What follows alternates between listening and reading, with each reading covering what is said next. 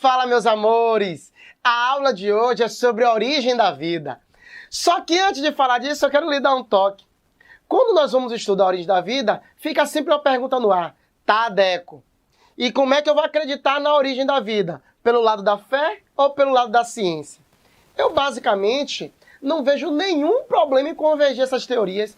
E só para você ter noção, vários cientistas extremamente importantes, eles eram cientistas muito rigorosos, mas eram cristãos, por exemplo. Por quê? Porque existe uma série de mitos que ficam tentando afastar a ciência da fé. Em várias aulas eu vou lhe comprovar, através de estudos bíblicos e de estudos científicos de outras fontes, que as duas convergem sim e podem viver em uma harmonia. Para você ter noção, alguns desses mitos, lembra lá de Galileu, que defendia a ideia heliocêntrica? Muito se diz que Galileu ele foi perseguido e torturado porque ele defendia algo que ia contra a religião. E o que não se sabe, galera, é que Galileu morreu crendo em Deus. Ele era fervoroso na sua fé. Porque, lógico, gente, tem coisas que nós não vamos poder misturar. Eu não posso querer entender a ciência através da minha fé. Nós temos que tentar entender Deus, galera, através de dois livros. O primeiro é a Bíblia, com seus relatos, as histórias e tudo que tange o livro. O segundo são os livros científicos. Por quê? Porque eu não posso querer entender com a Bíblia qual é a temperatura que eu uso para ferver água. Como eu também não posso querer entender Deus utilizando um tubo de ensaio. Ou seja, tem algumas coisas que nós vamos conseguir convergir e explicar e outras não. E simplesmente porque às vezes nós não temos maturidade para isso. Mas nessa aula você vai começar a entender que vários cientistas extremamente renomados, que faziam processos bem rigorosos, eles eram cristãos, eles eram crentes na ideia de um Deus, eles eram criacionistas. Então vem comigo para lhe mostrar quem eram esses caras, o que é que eles defendiam e como isso cai nas provas. Valeu? Vamos nessa!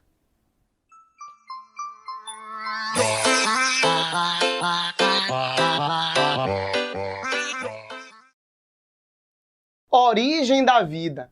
Parece ser um assunto muito simples de entender, mas ele só se torna simples quando você começa a entender o contexto histórico do qual esse assunto retrata.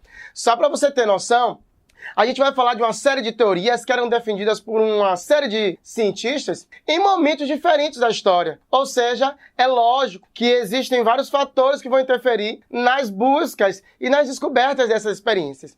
A gente vai falar hoje sobre as teorias clássicas da origem da vida. Basicamente duas teorias, que é a abiogênese e a biogênese. Mas para você entender tudo desse assunto, eu quero que você entenda ele inicialmente como se fosse um jogo de futebol, tá bom? E esse jogo é entre dois times que se contrapõem. Um time é aquela galera abiogenista, padrão verde, camisa aqui com o nome Abiogênese Esporte Clube. E o outro são os biogenistas. E logo de cara, eu já quero lhe dar um spoiler de quem são os cientistas, porque você vai estar sempre colocando eles em contraposição, tá bom? Então eu já entendo o seguinte, quem era a equipe, quem era o time dos abiogenistas? Primeiro cara, capitão, braçadeira, um cara punk, super inteligente, conhecidíssimo e renomado. Aristóteles, mas chamado pelos caras do Baba de Totinho, tá? Depois de Aristóteles, pegando na minha esquerda ali, a gente tem um cara chamado Jean Baptista Van Helmont. As provas chamam ele de Van Helmont ou Helmont. Depois, no meio de campo, a gente tem um cara chamado Dionídia, que era o cara que armava as jogadas lá. Mas esse time era um time mais enxutinho. Era um time que basicamente a gente encontrava uns 3 ou 4 jogadores. É futsal, tá? E alguém foi expulso. Tá valendo. Então, olha só. Eu tenho Aristóteles, eu tenho Jean Baptista Van Helmont e eu tenho um cara chamado Dionídia. Esses são os abiogenistas. Tá, Deco? E os biogenistas, anota aí quem é o outro time. Na frente, o cara que foi o que iniciou toda a teoria contrária à biogênese. O nome dele é Francesco Redi, tá bom? Joga ali no meio de campo, volante. Na lateral direita, a gente tem um outro cara que vem depois de Francesco Redi, que é chamado de Lázaro Spallanzani, ok? No meio de campo, a gente tem um outro cara Esse aí era tipo o Neymar ou o Messi da Argentina, lá no meio de campo. O Neymar um pouco mais na frente, mas tudo bem. Era o Messi. Esse cara é chamado de Louis Pasteur. Então, basicamente, nós temos dois times que vão contrapor algumas ideias, cada um defendendo a sua teoria. Massa, galera. E aí, o que é que a gente tem que entender? Lembra sempre, a biogênese, que era defendida por esses três, o primeiro que iniciou os estudos foi Aristóteles, tá? O Totinho pra galera. Aristóteles era um cara, assim, extremamente renomado, e vocês sabem que antigamente esses caras que eles estudavam as teorias, eles eram conhecidos nas áreas da biologia, da física, da química, ou seja, os caras estudavam vários aspectos ao mesmo tempo. Lógico, eu quero ver eles estudar, eu queria que eles estudassem era hoje, assim, pra ser esse cara cabeção todo. Hoje em dia com WhatsApp, Instagram, você senta pra sentar, 2 minutos você quer ver seu Instagram. Naquela época não tinha, aí tinha como ser inteligente. Mas aí o que acontece? O que Aristóteles propôs e por que ele entra nessa história? Porque já se conhecia na época de Aristóteles, ou seja, 1.500 anos antes de Cristo, 1.300, 1.500 anos antes de Cristo, já se conhecia que uma vida poderia surgir através de um processo de reprodução. Pô, é lógico, o homem fazia lá o sexo com a mulher, um animal fazia sexo com outro animal e tinha um filhote, eles já sabiam sobre a reprodução. Só que o que eles não sabiam naquela época é, e outros seres vivos, menores, como é que eles surgem? Eles são muito pequenos para se reproduzirem e terem filhotes. Então acreditava-se que para outras formas de vida deveria existir uma outra forma de fazer com que um filhote nascesse.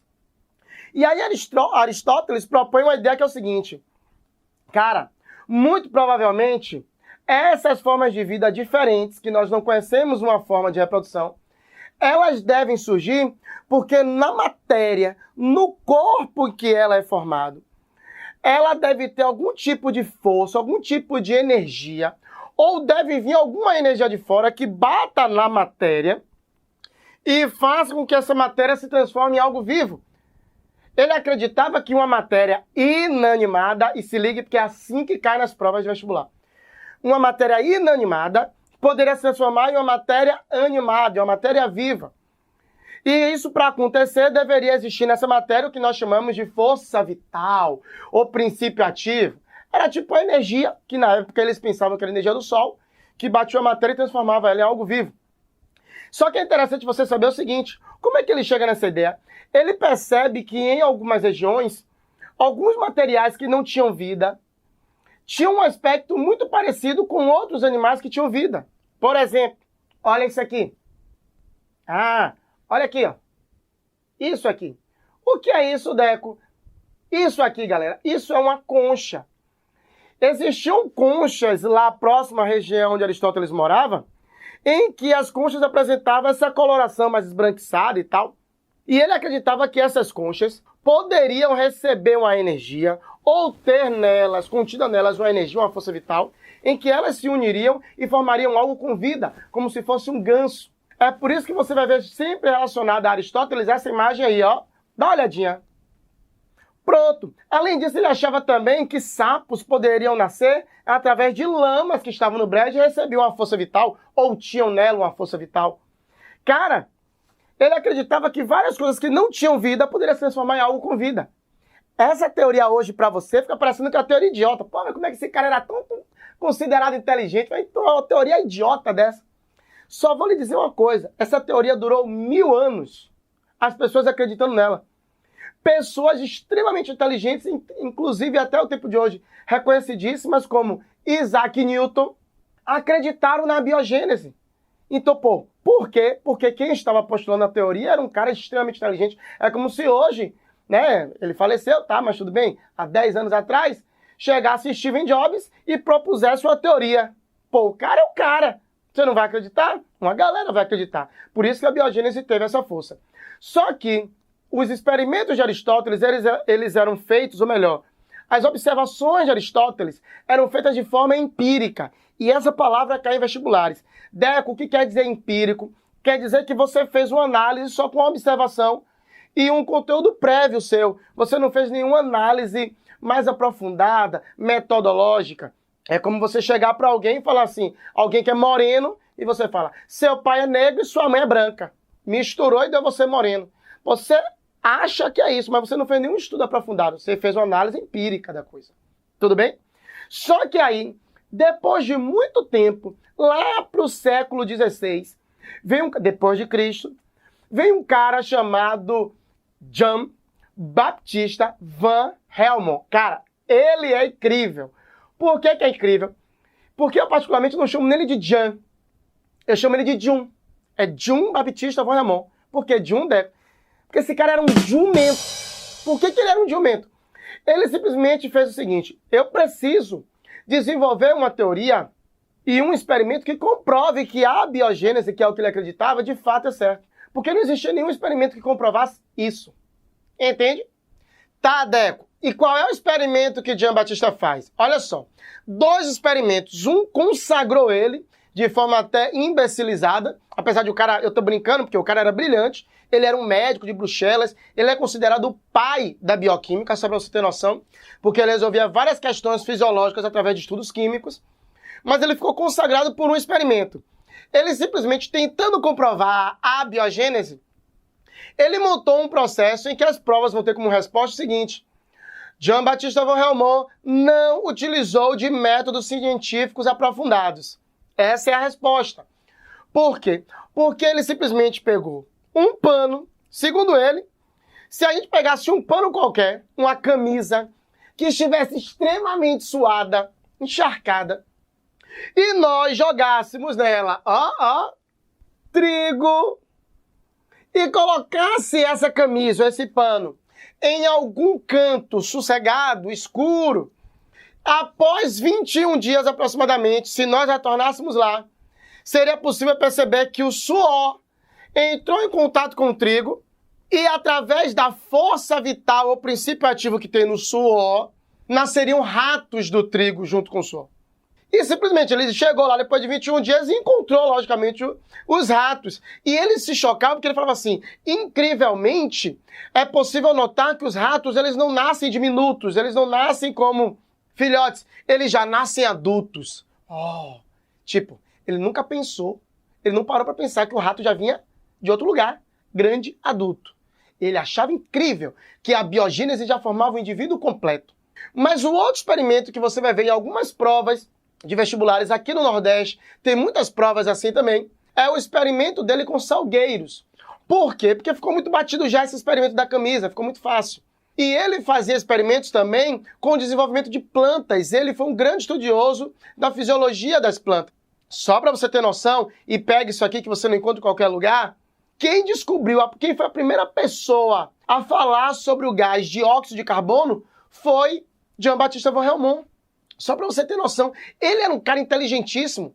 Ele é o primeiro cara a diferenciar os gases que formavam o ar, que nós conhecemos como ar atmosférico.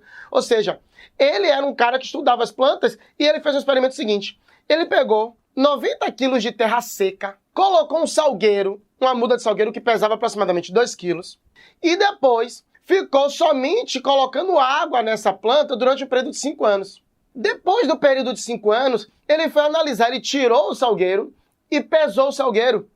E viu que o salgueiro, logicamente, estava muito mais pesado. E ele disse o seguinte: esses ramos novos que surgiram, eles provêm da força vital que tem na água. E todos os ramos novos, e esse peso excedente, nasceu pela abiogênese. Então, ele fez 2 experimentos, mas ele ficou ridicularizado pelo da camisa. Ok? Esse cara era um defensor da abiogênese. Aí, depois dele, vem um outro cara, porque aí começa a guerra de fato. Aí nasce o time Biogenistas Futebol Clube. Por quê? Porque vem um cara chamado Francesco Redi, um italiano, que ele simplesmente não conseguia concordar com essa teoria da abiogênese. E ele fala: eu vou ter que fazer um experimento para comprovar que isso que eles estão defendendo é um absurdo. E aí, algumas literaturas dizem que Francesco Redi estava lendo um poema épico chamado Ilíada, e que tinha 2 caras. Esses 2 caras eram Patroclus e o outro cara chamado Aquiles. E um dos 2 morre no combate e o amigo fica com medo de deixar o corpo do outro exposto, porque moscas poderiam pousar e destruir o corpo do amigo. E aí quando ele lê isso, ele fala: caramba, velho, a abiogênese defende que esses indivíduos menores nascem por uma força vital, princípio ativo. Mas os gregos já sabiam que, na verdade, essas larvas, esses indivíduos menores, eles nascem porque outros indivíduos vão lá e colocam seus ovos, e esses ovos eclodem e formam larvas, como no caso do amigo lá que teria medo de que o outro fosse destruído porque moscas poderiam pousar, liberar ovos que sairiam larvas e destruiriam o corpo do amigo. E aí simplesmente ele vai montar um experimento, e esse experimento cai também muito em provas. O experimento é o das compotas com carne. Basicamente o que Francesco Redi faz é o seguinte, ele pega compotas como se fosse isso aqui, ó, como se fossem béqueres, e coloca pedaços de carne aqui dentro. Em um becker, um copo, ele deixa somente a carne aberto. No outro copo, ele coloca a carne, mas ele adiciona uma tela, que alguns vestibulares chamam de musseline. É como se fosse uma gaze. O que é que acontece? As carnes estão aqui dentro dos dois, mas ele analisa e vê que nesse daqui que está aberto, a carne ficou cheia de larvas. E no de cá que está fechado, na superfície aqui, ficam ovinhos, mas na carne não tem larva nenhuma. E aí, analisando, ele percebe que as moscas, no que está aberto, conseguem entrar, depositar os ovos, que eclodem e viram larvas. E aqui, os ovos não podem ser colocados na carne, porque a tampa tem essa gase, essa musseline. Tadek, o que é que ele quer comprovar com isso? Ele quer dizer o seguinte, as larvas não nascem ao acaso, por uma força vital que tem na carne, e sim moscas que vêm previamente e depositam ovos na carne, e que destroem a carne porque as larvas nascem. O que é que cai de Francesco Redi? A frase é o seguinte, ó. Francesco Redi, no seu experimento, refutou definitivamente a abiogênese. Verdadeiro ou falso? É falso, porque refutar significa desmentir. Ele não desmentiu definitivamente. Ele deu um murro, ele deu uma botada na abiogênese. Mas ele não destrói completamente. Tá, Deco, mas por que não destrói completamente? Porque depois de Francesco Redi vai surgir um cara que vai trazer uma novidade, vai falar assim, olha, tudo bem, Francesco Redi, as larvas nascem realmente das moscas, mas existem outros organismos menores, e para esses o seu experimento não contempla. Só que é importante você saber o seguinte, além dessa ideia de refutar ou não, em Francesco Redi tem uma outra alternativa que cai, que é o seguinte, uma frase, escrita assim, ó, homi vivum ex vivo. É uma frase em latim, eu falo em latim, posso fazer. Essa frase em latim diz o seguinte, um ser vivo só provém de outro. Para que um nasça, é necessário que um anteriormente se reproduza. Isso é muito importante, cai muito nas questões de Francesco Redi, tá bom? Só que, galera, Francesco Redi foi em 1668 que ele postula esses estudos. Depois dele, veio um cara chamado Anthony van Leeuwenhoek. Esse cara não cai muito em prova, mas você tem que saber o porquê que ele existe, porque é ele que vai reavivar a abiogênese depois de Francesco Redi. Anthony van Leeuwenhoek é o seguinte, ele não era um cientista. Muitas literaturas dizem que ele era um vidraceiro. Mas acredita-se que em um determinado momento, por curiosidade, ele era um cara muito curioso, ele consegue desenvolver um tipo de vidro, ou acha um tipo de vidro, que quando ele observa materiais, ele percebe que esses materiais ficam aumentados com esse vidro. E aí ele começa a sobrepor esses vidros e coloca dentro de uma placa metálica. Quando ele vai observar algumas coisas, entre elas carnes de animais, ele descobre um mundo novo. Muitos indivíduos que não eram perceptíveis a olho nu. Os micro-organismos. É nesse momento, no século XVI, XVII, que surge a microbiologia, o estudo de micro-organismos, com Anthony van Leeuwenhoek. Isso que ele desenvolveu é um protótipo de lupa que vai se transformar depois em um microscópio. Então ele é geralmente relatado como o pai da microscopia. Tadek, por que ele reavivou a biogênese? Por um motivo simples. Quando ele olhou lá em materiais como carnes e outros, ele fala, caramba, tem bichinhos aqui muito pequenos, de formas diversas. Tudo bem, as larvas podem até ser que elas só surjam pela reprodução de um outro indivíduo. Mas esse bichinho, essa coisinha pequenininha, Isso aqui não tem como se reproduzir. Certamente, para os micro-organismos, eles só nascem pela abiogênese. E aí a galera que curtia a biogênese, que tinha tomado um pau lá de Francesco Redi, em 68, fala, caramba, é isso, vamos reavivar a biogênese. E aí o primeiro que vai surgir nessa história é chamado de John Needham. Esse cara, ele vai trazer uma nova perspectiva. Galera, Needham, ele era um padre inglês, que ele simplesmente tenta transformar aquele momento oportuno em que a abiogênese ressurgiu em algo mais factível, mais comprovado. E aí ele vai construir um experimento, que é o experimento do caldo nutritivo. O que é que ele faz? Basicamente é o seguinte, ele pega vidrarias muito parecidas com essa aqui, ó. Isso aqui é tipo um Erlenmeyer. Ele pega uma vidraria como essa, coloca dentro da vidraria um caldo nutritivo. Um caldo lá com carne batida, com batata, com vegetais. Coloca aqui dentro. E tampa. E muita atenção nisso. Ele tampa isso aqui com uma rolha. Aquelas rolhas de vinho. Eu botei uma rolha de borracha aqui porque eu não tinha de vinho. E aí o que acontece? Os estudos dizem que ele coloca cera, vela derretida aqui. E aquece essa substância.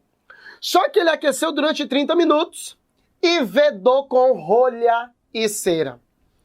Quando ele aquece, o objetivo dele é esterilizar, é matar todos os micro-organismos que tem aqui. Porque se depois de aquecer e matar, e tá tampado logicamente, se surgisse alguma coisa aqui dentro, só poderia ser pela força vital, princípio ativo, uma geração espontânea. E aí acontece que de fato nasce. Ele vai em um congresso e fala, olha, matei tudo que estava aqui dentro. Tampei, não pode entrar nada. E surgiu vida aqui dentro, micro-organismos. Elas só podem ter surgido pela geração espontânea. A galera, oh meu Deus, Needham, você é o cara. Só que aí, logicamente, vai vir alguém do outro time, os biogenistas, porque Needham era abiogenista. E aí vem um cara chamado Lázaro Spallanzani. Importantíssimo na história da humanidade, vocês vão entender por quê. Tem até muitos laboratórios hoje com nomes, Spallanzani. O que é que ele faz? Ele, não aceitando essa teoria biogenista como uma crença verdadeira, comprovável, ele faz o mesmo experimento que Needham em algumas compotas e diferencia em outras compotas. Ou seja, ele repete o experimento de Needham, pega lá um frasco, coloca um caldo nutritivo, tampa com rolha e coloca a cera. E em outro, ele faz o que nós chamamos de vedação hermética. Deco, o que é uma vedação hermética? É você pegar um vidro, derreter ele e colar a ponta. Por quê, gente? Porque Lázaro Spallanzani acreditava que a vedação que Needham tinha feito estava inapropriada, que estava entrando alguma coisa aqui dentro, estava entrando ar. E Lázaro Spallanzani, como não acreditava na biogênese, ele achava que esses micro-organismos estavam no ar e quando o ar entrava, por causa da vedação ineficiente, contaminava. Então ele fez uma vedação hermética. E depois disso, daí que ele fez um aquecimento, galera, muito prolongado. Porque Needham só tinha feito por 30 minutos. Então ele aquece bastante, aquece e vedou completamente. O que aconteceu? Ele matou tudo que tinha aqui dentro e não entrou nada. Não nasceu vida aqui. Ele tá vendo, Needham, que foi o seu experimento que errou? Foi você que vacilou no experimento? Porque se você tivesse vedado hermeticamente e aquecido bastante, não teria nascido nada, porque a abiogênese, geração espontânea, não existe. Needham, preocupado, porque a teoria dele ia ser combatida, ele fala, no desespero, cara, parece que eu imagino o desespero de Needham no congresso. Ele olha para Spallanzani assim, eu sei por que o céu não nasceu nada. Você aqueceu demais, Spallanzani. E quando se aquece demais, mata-se a força vital que está aí dentro. Aí Spallanzani olha para ele com toda a calma. Mas, pai, Needham, você é que absurdo, viu? Meu filho, não é o aquecimento que matou a força vital, não, porque não existe força vital, meu filho. O que acontece é que quando eu aqueci bastante, os micro-organismos foram eliminados. Eu não deixei o ar entrar com micro-organismos. Mas você está dizendo, Needham, que a força vital morreu, né? Morreu? Então tudo bem. Então se eu quebrar aqui assim e o ar entrar, como a força vital está morta, não vai surgir nada, né? E aí, Spallanzani vai lá e quebra o vidro.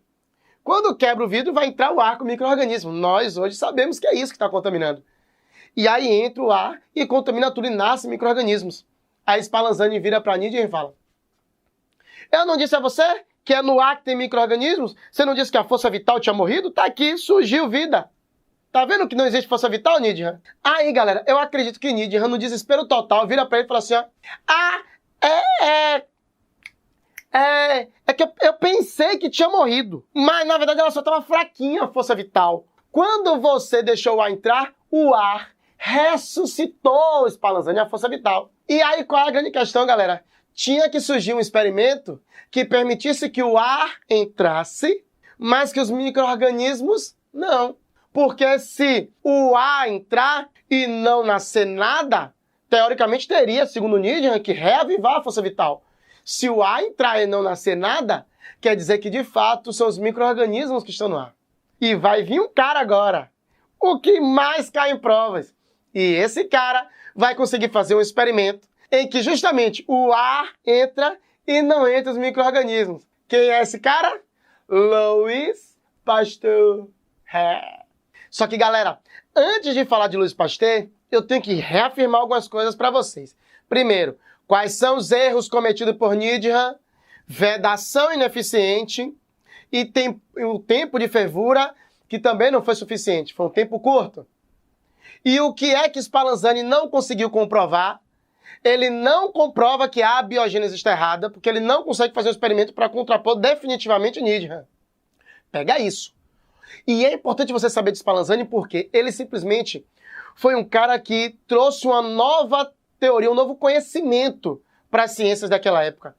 Porque ele faz a vedação hermética. E quer ver o que é vedação hermética? Antigamente se perdia muitos alimentos por causa de contaminação em enlatados, por exemplo. E aí um cara chamado Nicolas Appert, era um confeiteiro, ele falou: velho, e se eu pegar aqueles experimentos de Spallanzani e fizer uma vedação hermética também nos alimentos que eu construo aqui, que eu produzo aqui? Será que essa vedação não vai proteger o alimento? E é isso que acontece. Está surgindo aí o que nós chamamos de indústria dos enlatados. Quando você está na academia lá toda fitness, pá, mulher, né, topzinho, shortinho curtinho, pá, vai malhar duro, vai ficar paniquete. E aí quando você vai se alimentar, você vai comer o quê? Um atumzinho batido ali com uma maionese, uma cenourinha.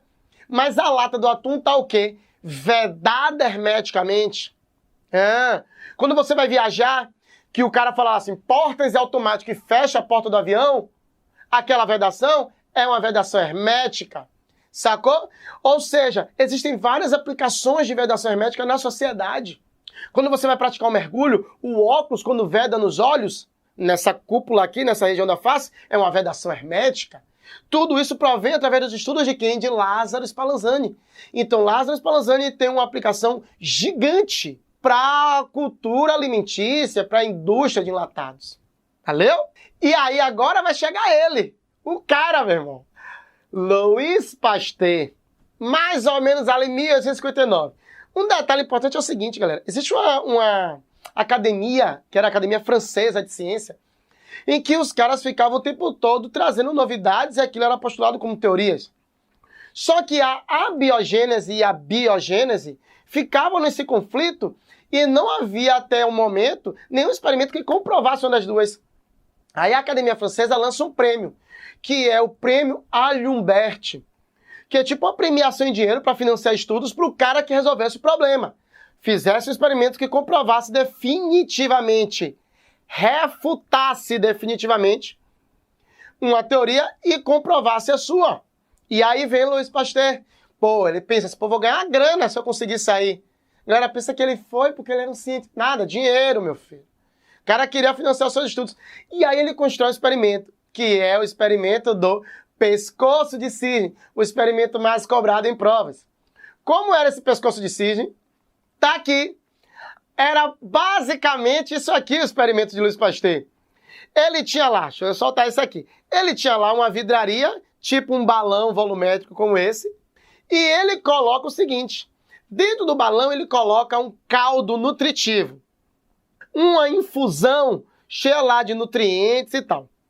Na ponta disso aqui, eu estou representando com a mangueira, mas na verdade o que ele fez foi, ele aqueceu o vidro e deu um formato de pescoço de cisne. Eu já ouvi de tudo. Deve pescoço de ganso, é? Deve, quando eu anotei, é pescoço de girafa. Já ouvi de tudo. Pescoço de cisne. E aí ele faz isso aqui. O que que acontece? Ele começa a aquecer bastante a infusão. Com qual objetivo, Deco? Esterilizar o elemento, a infusão que tem aqui, o líquido. Beleza. Só que quando ele está aquecendo e tinha água também, o vapor da água vem e começa a sair aqui, ok? Beleza. Ele aquece durante um período prolongado, aquece bastante. Só que acontece o seguinte, galera. Tem um momento que ele desliga o experimento. Apaga o fogo. E quando ele apaga, o vapor continua saindo aqui assim. Mas tem um momento que o vapor vai cessar de sair. Enquanto o vapor está saindo, o ar não consegue entrar. Mas quando o vapor para, gotículas de água de vapor se concentram aqui, ó, bem na curvinha. E aí o que acontece é que quando o ar começa a entrar, o ar está cheio de micro-organismos. Só que o ar consegue passar por toda a tubulação e chegar na infusão. Os micro-organismos, devido à sua alta densidade, ficam presos aqui, ó, galera. E aí não consegue entrar. Ou seja, ele está fazendo um experimento que permite que o ar entre, mas que os micro-organismos não. E aí ele chega no Congresso e fala assim, Needham não tinha dito que depois que aquecesse, o ar entrar vai ressuscitar a força vital? Eu estou fazendo um experimento em que o ar entra e a força vital não está ressurgindo, não está nascendo nada. O experimento dele, enquanto está normal, funcional, não surge nada aqui. Aí ele fala, você quer ver que não é o ar que ressuscita a força vital alguma? Eu vou quebrar isso aqui. E quando eu quebrar, o ar agora vai entrar com micro-organismos. Quando ele quebra, o ar entra com os micro-organismos, contamina a infusão. Todo mundo fica, caramba! Pô, você brocou, velho, você é o cara! E aí vem a alternativa lá que diz assim, Louis Pasteur refutou definitivamente a abiogênese, ou a geração espontânea. Verdadeiro ou falso? Hã? Verdadeiro. Ele desmentiu completamente. E aí, depois de Louis Pasteur, não se fala mais em abiogênese. A teoria foi refutada, foi desmentida, desacreditada. E aí, Louis Pasteur vira o cara da ciência da época, 1859. Foi um momento importantíssimo na história. Várias coisas aconteceram em 1859. O livro de Charles Darwin lá, A Origem das Espécies. Louis Pasteur com o experimento que foi ali em 59, 61, por ali. Um momento muito incrível na ciência. Só que aí, Louis Pasteur começa a ter uma série de outras aplicações que caem em prova. E é isso que eu quero chamar a sua atenção. Galera, outras aplicações de Louis Pasteur, por exemplo, com esses estudos sobre aquecimento e eliminação de micro-organismos, ele era de uma comunidade chamada de Arbores. E essa comunidade tinha como principal produção vinho. E eles viam lá que muita da produção do vinho se perdia. Por quê? Porque eles sabiam, através de Louis Pasteur, que micro-organismos é que faziam o processo de fermentação alcoólica. Mas, como ali eram micro-organismos diversos, alguns ajudavam no processo, fazendo a fermentação alcoólica, e outros deterioravam o vinho. O que é que Louis Pasteur faz? Ele começa a estudar uma forma de aumentar a vida útil desse vinho, sem fazer com que o vinho perca as suas propriedades. Ele não podia aquecer demais, senão o vinho ia perder o álcool, ia perder as propriedades. E aí o que é que ele faz? Ele faz um processo de aquecimento brando. Ele estuda quais são os micro-organismos ali que destroem o vinho, vê qual é a temperatura que esses micro-organismos não resistem e começa a aquecer naquela temperatura. Esse aquecimento brando é um aquecimento seletivo, mata uma parte das bactérias e não mata a outra. Depois de muito tempo, começaram a utilizar esse processo para fazer outros níveis de esterilização seletiva. E aí nasce em nome, ou melhor, em homenagem a Louis Pasteur, o processo de pasteurização, que basicamente hoje é feito e cai em provas em relação ao leite. O leite da vaca precisa ser pasteurizado, porque ali tem bactérias, dentre elas uma bactéria chamada de Mycobacterium tuberculosis, que é a bactéria que causa a tuberculose, que quando você faz a pasteurização, você seleciona ela à morte.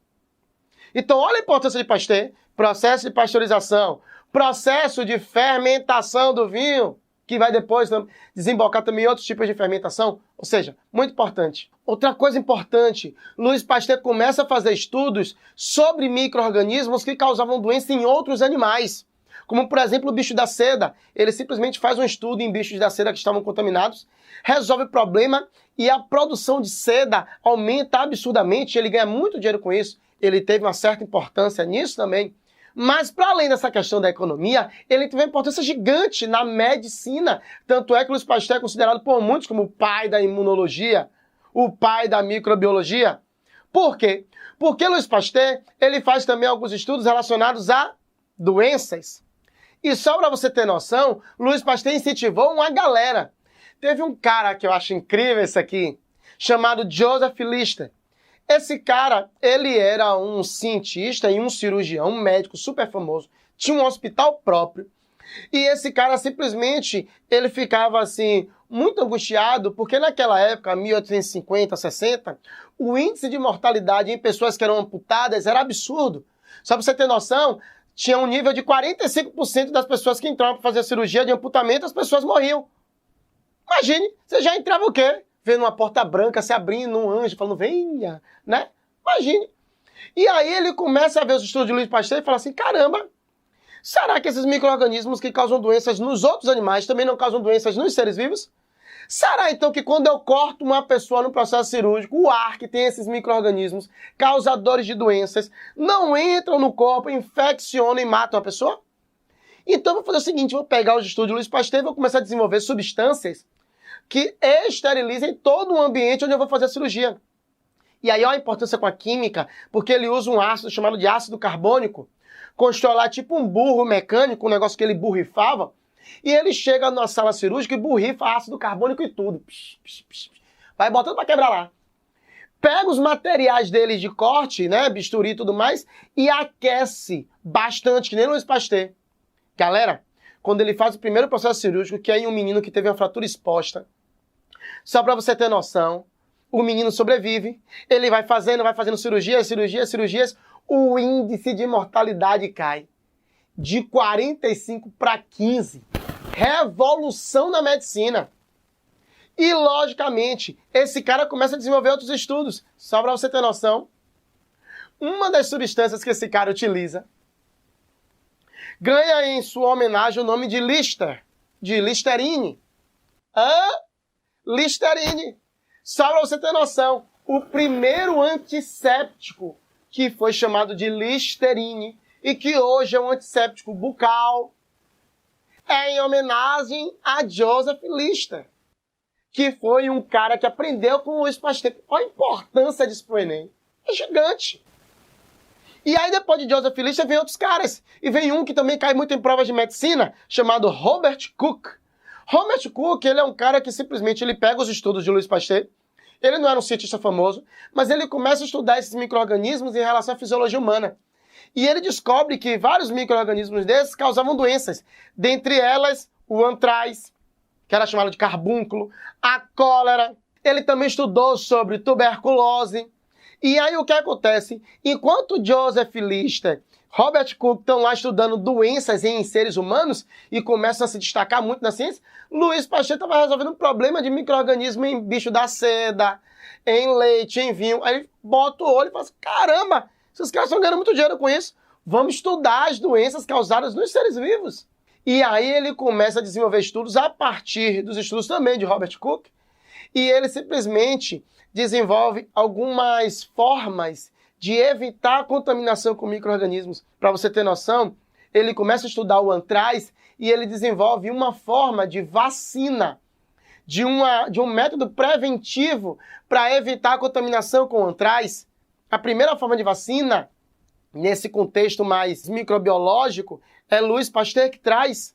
É interessantíssimo você também saber que Louis Pasteur ele vai desenvolver um estudo preventivo, isso cai muito em provas, contra uma doença que matava muito na época, que era a raiva. Só que Louis Pasteur, quando ele é chamado para estudar sobre essa doença raiva, ele olha o sangue de uma pessoa que tinha doença e fala assim, ó, poxa, esse meu equipamento, esse meu microscópio, não consegue ver qual é o micro-organismo que tem aqui, mas eu tenho certeza que é um micro-organismo que causa essa doença.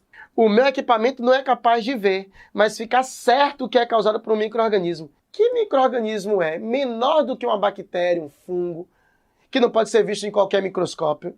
Hã? Os vírus. E raiva é uma doença causada por vírus? É o rabievírus. Ou seja, Louis Pasteur desenvolve formas preventivas. Ele até consegue desenvolver alguns tipos de tratamentos contra a raiva, mas ele não usa a palavra vírus. Tudo bem? E aí, lógico, galera, que tem um momento que Louis Pasteur fica super famoso. E acredita-se que ele vai em uma série de congressos, até que, em um determinado momento da história, chegaram para ele e falaram assim, tá, Louis Pasteur, beleza. Você disse aí que um ser vivo só pode vir de outro ser vivo, né? A biogênese que tá certo, né? É isso mesmo que eu tô dizendo, só isso que eu tô defendendo, já fiz experimentos com pescoço de cisne e tudo mais, é isso que eu tô defendendo. Aí os caras viram pra ele e perguntam assim, tá, beleza, mas você não respondeu uma coisa. Tá, um ser vivo só surge de outro, beleza. Agora, é importante que a gente saiba como é que o primeiro ser vivo surgiu. Como é isso? Se o primeiro não teve um antes dele, como é que surgiu o primeiro? E Louis Pasteur, tipo, ficou super sem graça essa coisa. Eu acho que Louis Pasteur ficou lá no congresso, tipo assim, a primeira forma, você disse a primeira, né? A que vem antes da segunda, né? É a primeira. Primeira, deixa eu beber água aqui. A primeira? A primeira eu não sei. E aí ele não sabe responder como é que surge a primeira forma de vida, sacou? E vão surgir o quê? As teorias modernas. As teorias que vão tentar relatar como é que surge o primeiro ser vivo. E dentre as teorias a gente vai ver lá, na próxima aula.